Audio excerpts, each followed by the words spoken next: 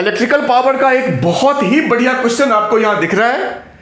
एक बल्ब है जिसकी पावर रेटिंग दे रखी है 400 वॉट और 100 वोल्ट के हिसाब से। मतलब समझो मैंने यहां पे दिखाया है कि 100 वोल्ट अगर आप इस बल्ब को सप्लाई दोगे तब ये 400 वॉट का पावर आउटपुट देगा, और इस बल्ब के सेफ्टी के लिए आपका मैक्सिमम वोल्टेज 100 वोल्ट होना चाहिए। इससे ज्यादा पे ये बल्ब आपका फ्यूज हो जाएगा। ठीक है, अब आते हैं वापस इस क्वेश्चन पे।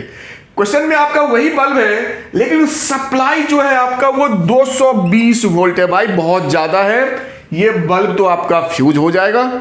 तो क्वेश्चन में आपसे पूछा है कि इस सर्किट में हम ऐसा क्या करें कि बल्ब हमारा बिल्कुल 400 वॉट 100 वोल्ट के हिसाब से ही ग्लो करे।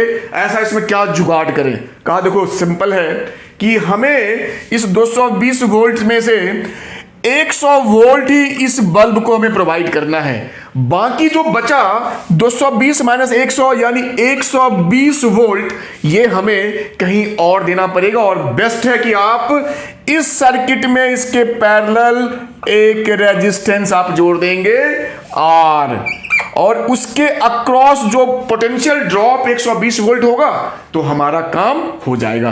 तो अब ये काम कैसे करें? तो फिर एक बल्ब का ये मेन चीज समझो, बल्ब का पावर कुछ नहीं होता है, बल्ब का जो रेजिस्टेंस होता है वो सबसे इंपॉर्टेंट होता है, और वो होता है V² अपॉन R।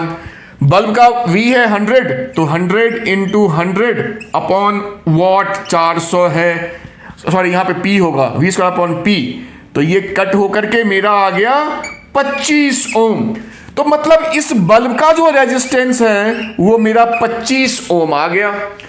अब 25 ओम का मतलब है 100 वोल्ट के हिसाब से जो करंट इस सर्किट में होगा वो I होगा V अपॉन R यानी 25, तो 4 एम्पियर। इस बल्ब के थ्रू 4 एम्पियर करंट चाहिए, और सीरीज में है तो यहां भी करंट 4 एम्पियर ही होगा। और हमें पहले से पता है कि वोल्टेज हमारा इस R के अक्रॉस 120 वोल्ट, तो मतलब हमारा जो R होता है वो V अपॉन I होता है। V है हमारा 120 और I हमें चाहिए 4, तो ये हो जाएगा आपको 30 ओम। तो 30 ओम का यहां पे रेजिस्टेंस हम लगाएंगे तो ये जो मेरा बल्ब है 220 वोल्ट के साथ भी प्रॉपर ग्लो करेगा 400 वॉट के हिसाब से।